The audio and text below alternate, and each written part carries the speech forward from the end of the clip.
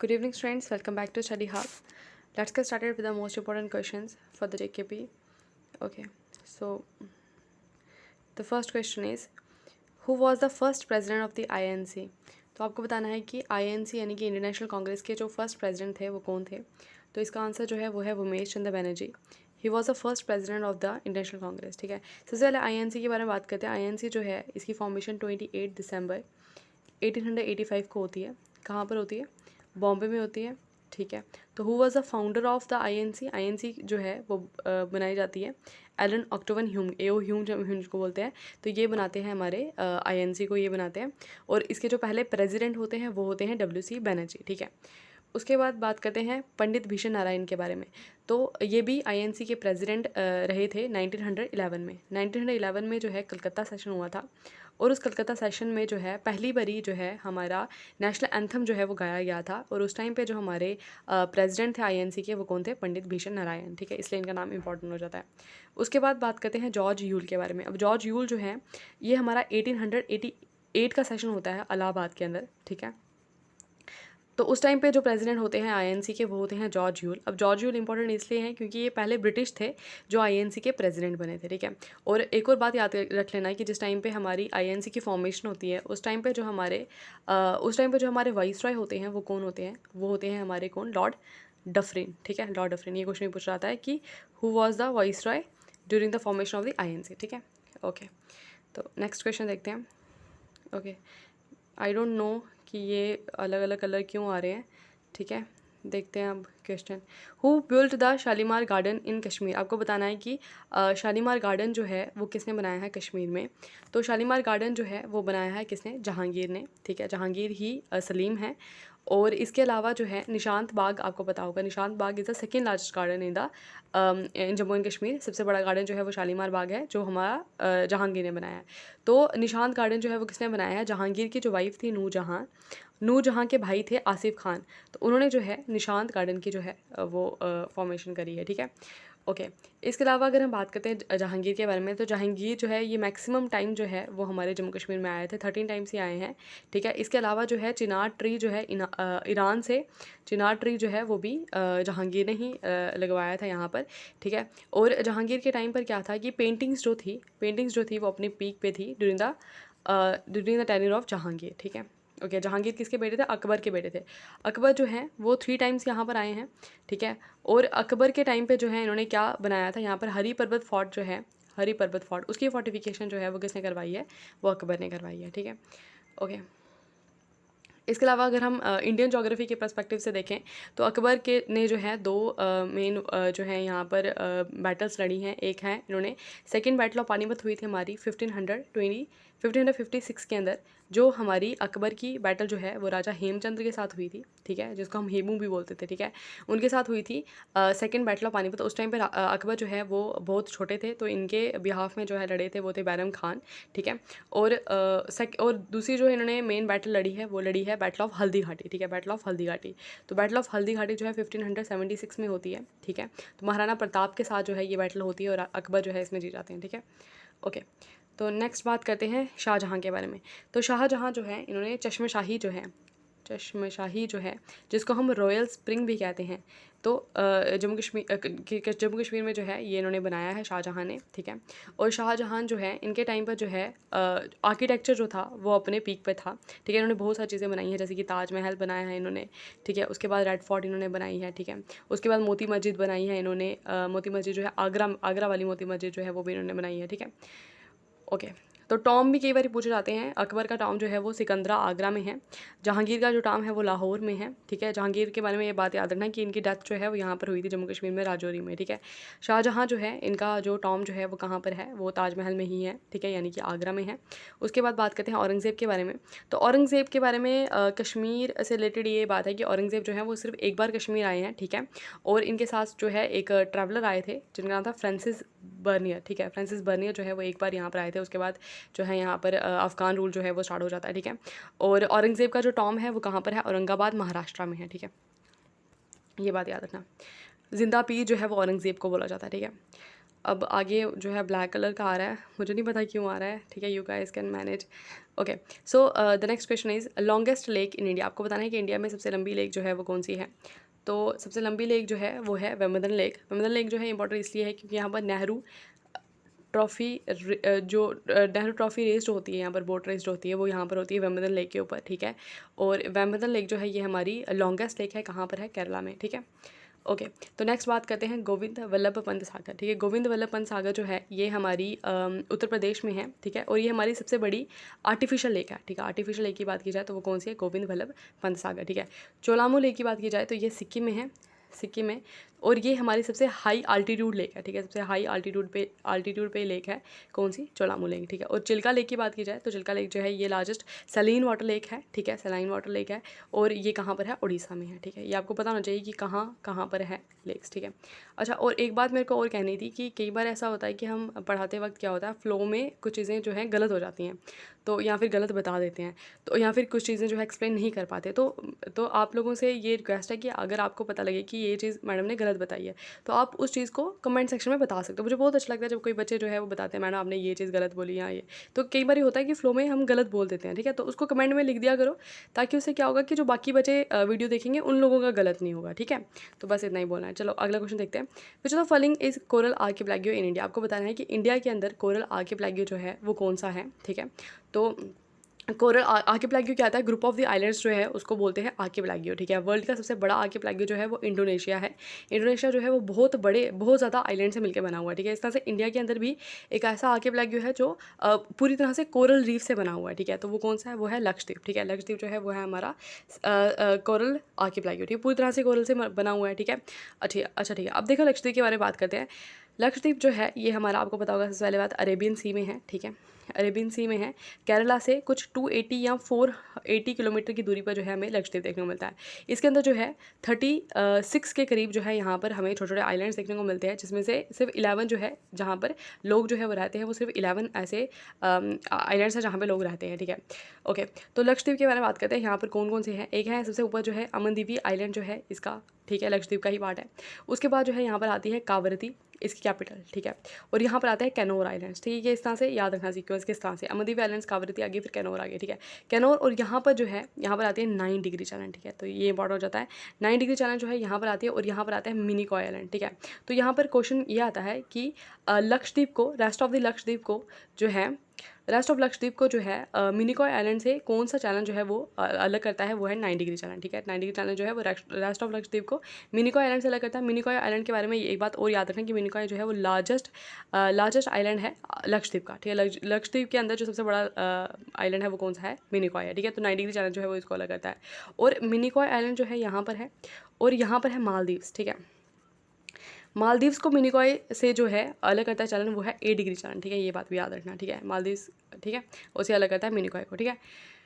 उसके बाद करते हैं अंडमान निकोबार की, ठीक है। अंडमान निकोबार के बारे में एक बात याद रखना है कि अंडमान और निकोबार को जो चलन अलग करती है वो है 10 डिग्री चलन, ठीक है। पहली बात तो ये याद रखना। दूसरी बात ये याद रखना है कि अंडमान के अंदर जो है इसके अंदर भी अलग अलग जो है क्या है, छोटे छोटे आइलैंड्स है। टोटल जो है 572 आइलैंड से मिलकर बना हुआ है हमारा क्या, अंडमान निकोबार, जिसमें से सिर्फ 36 या 38 के अराउंड जो है लोग, जहाँ पर लोग रहते हैं, ठीक है। और यहाँ पर सबसे हाईएस्ट पीक जो है वो है सैडल पीक, ठीक है। सैडल पीक जो है वो हाईएस्ट पीक है, वो कहाँ पर है, अंडमान में, ठीक है। ओके, और अंडमान निकोबार में इन दोनों को लगा था 10 डिग्री, और निकोबार के यहाँ पर आता है ग्रेट चैलेंज, ठीक है। ग्रेट चैलेंज जो है वो निकोबार, अंडमान निकोबार को अलग करता है किसे, इंडोनेशिया से, ठीक है। ये भी याद रखना। कहने का मतलब ये है कि ये है हमारा अंडमान, ठीक है, और यहाँ पर है हमारा 10 डिग्री, ये है निकोबार, और यहाँ पर है ग्रेट चैलेंज जो इसको अलग करता है किसे, इंडोनेशिया से, ठीक है। इंडोनेशिया, बस इतना याद रखना, ठीक है। नेक्स्ट देखते हैं कैपिटल ऑफ द ताइवान, ठीक है। आपको बताना है ताइवान की कैपिटल क्या है, ठीक है। ये न्यूज़ में भी था। ताइवान की कैपिटल जो है वो है तेफे।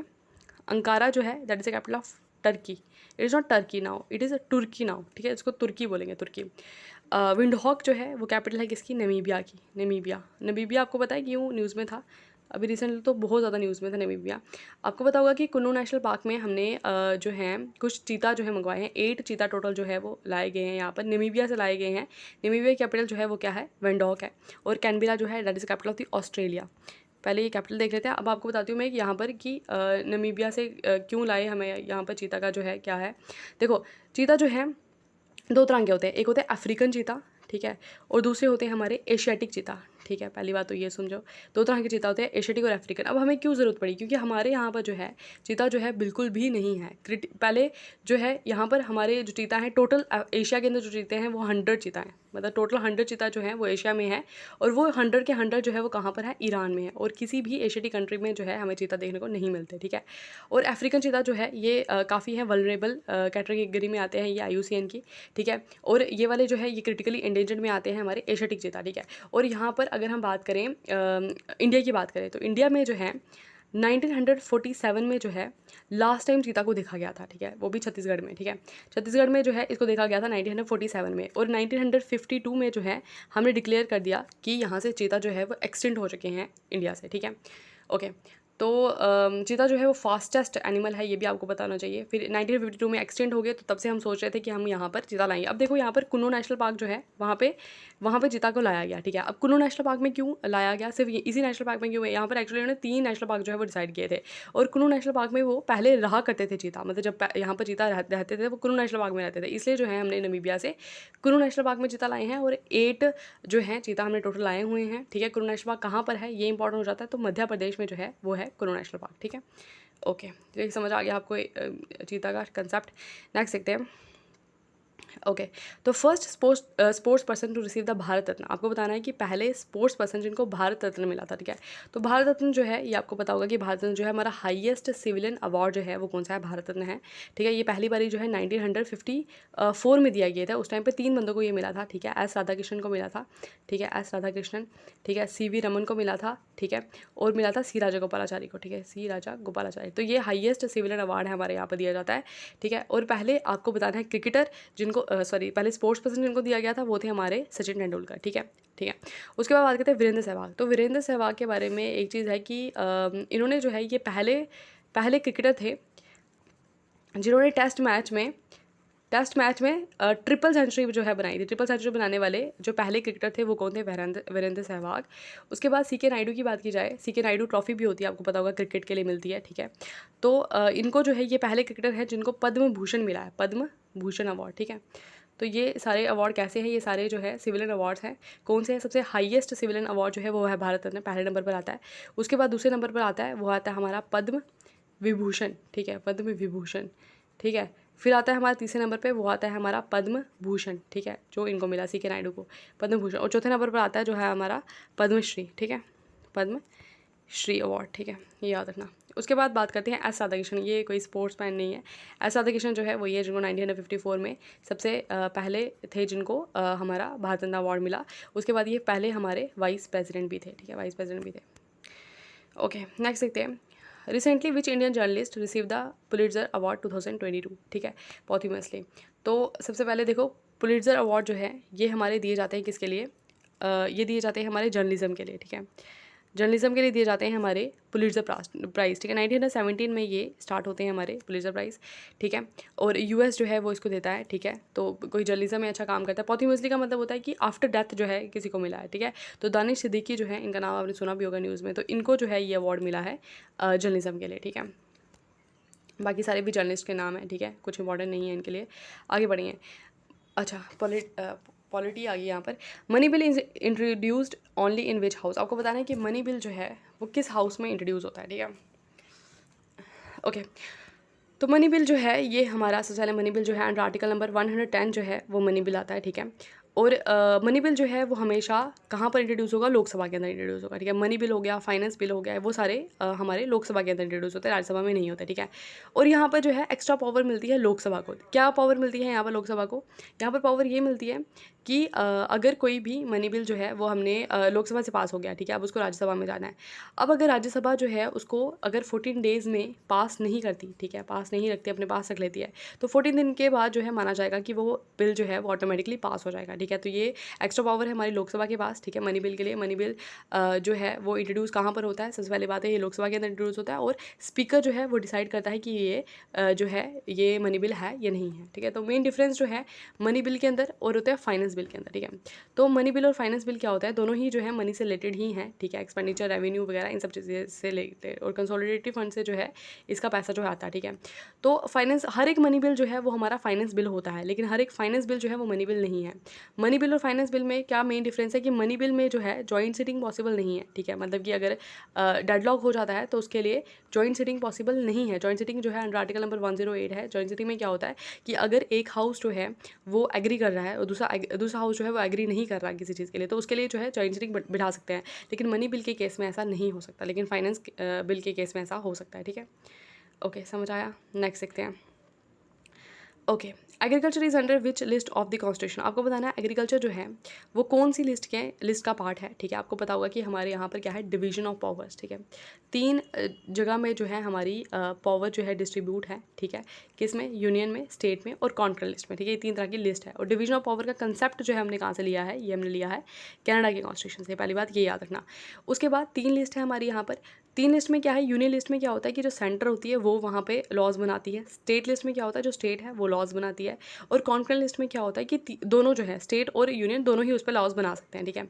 अब आपको बताना है कि एग्रीकल्चर जो है वो किसका पार्ट है, तो एग्रीकल्चर जो है वो स्टेट लिस्ट का पार्ट है, ठीक है। एग्रीकल्चर किसका पार्ट है, स्टेट लिस्ट का पार्ट है। अब बात करते हैं कौन कौन से सब्जेक्ट्स जो है मेनली आते हैं हमारे, कुछ डिस्कस करेंगे। जैसे यूनियन लिस्ट की बात करें तो हमारी करेंसी को लेकर के अगर कुछ भी होगा, ठीक है, करेंसी को लेकर के अगर कोई भी मैटर होगा हमारा, ठीक है, करेंसी की बात करेंगे हम, ठीक है, करेंसी से रिलेटेड होगा, ठीक है, डिफेंस से रिलेटेड होगा, ठीक है। उसके बाद अगर हम बात करते हैं यहाँ पर और क्या चीज़ें आ सकती हैं हमारे, करेंसी, डिफेंस, बैंकिंग आ गया, ठीक है। तो ये सब चीज़ें जो है इन सबको कौन देखता है, ये सब देखती है यूनियन लिस्ट, मतलब सेंटर जो है वो, ये सब यूनियन लिस्ट का पार्ट है और इस सबको सेंटर जो है इनके ऊपर लॉज बनाते हैं, ठीक है। अब कोई स्टेट जो है वो डिफेंस पे लॉज नहीं बना सकती ना, वो सेंटर ही बना सकती है। करेंसी से रिलेटेड कुछ भी होगा तो वो सेंटर ही बना सकती है, ठीक है। और बात करते हैं स्टेट की। अगर हम स्टेट की बात करें तो स्टेट में क्या चीज़ें आती है, जैसे कि हेल्थ आती है, ठीक है। हेल्थ के अलावा जो है अगर हम बात करें, हेल्थ आ गई, उसके बाद जो है हमारा क्या बोलते हैं उसको, एग्रीकल्चर आ गया, ठीक है, एग्रीकल्चर आ गया, पुलिस आ गया, ठीक है। इन सब मैटर को लेकर के कौन लॉज बनाती है, स्टेट जो है वो लॉज बनाती है और स्टेट लिस्ट का ये पार्ट बनती है, ठीक है। अब कॉन्करेंट लिस्ट में क्या चीज़ें आती हैं, देखो कॉन्करेंट लिस्ट में आती है हमारी, अगर हम बात करें क्या, अगर हम बात करें एजुकेशन, ठीक है, एजुकेशन होगी, दोनों लॉज बना सकते हैं। तो इकॉनमी जो है वो दोनों दोनों देखते हैं। उसके बाद अगर बात करें मैरिज आ गई, ठीक है, डिवोर्स आ गया, फॉरेस्ट आ गया, तो ये सारे जो मैटर्स हैं इन पे जो है दोनों लॉज बना सकते हैं, स्टेट भी और सेंटर भी, ठीक है।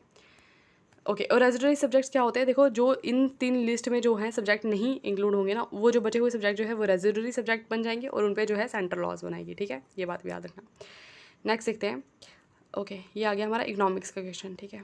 It is a last question I think, ठीक है। Okay, so infinite number of the buyers and sellers is in which type of market. अब आपको बताना है कि जहाँ पे मार्केट, देखो मार्केट भी अलग अलग तरीके की होती है, ठीक है। अब उनको भी अलग अलग डिफाइन किया गया है। अब यहाँ पे बता रहे हैं कि वो कौन सी मार्केट होगी जहाँ पे infinite number of the buyers है और infinite number of the sellers हैं, ठीक है।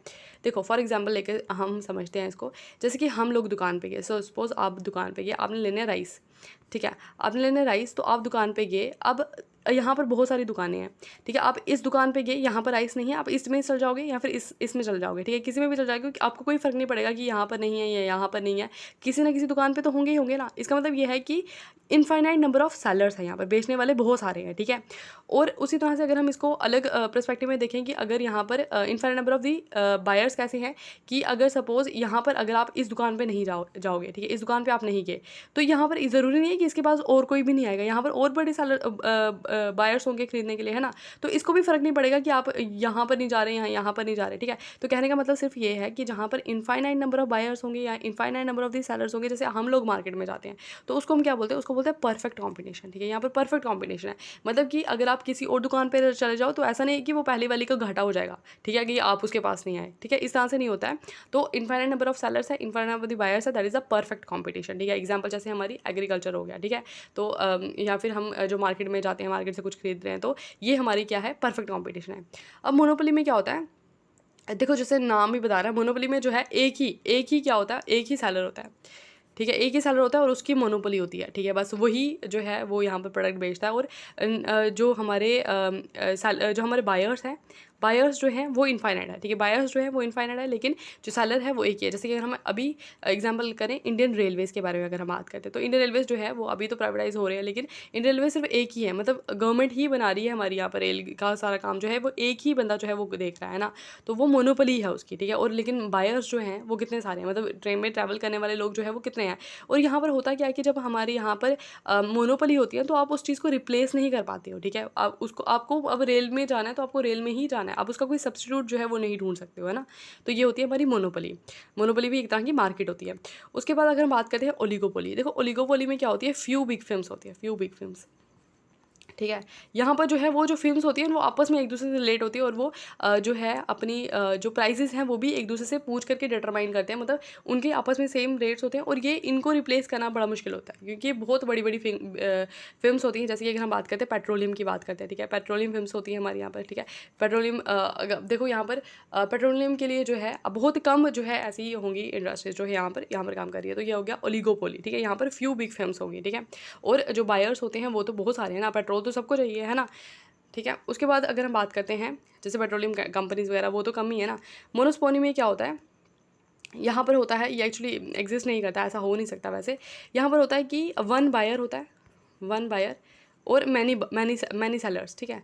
लेकिन ऐसा होता नहीं है ना कि बहुत सारे सेलर्स हों और सिर्फ एक ही बायर हो, है ना। तो ये मोनोस्पोनी है एक, ठीक है। तो ये यहाँ पर एक बायर होता है, इसकी कोई एग्जांपल मेरे को याद नहीं आई कि एक बायर हो और बहुत सारे सेलर हो, लेकिन इस तरह की भी मार्केट जो है वो एग्जिस्ट करती है जहाँ पर मोनोस्पोनी होती है, ठीक है।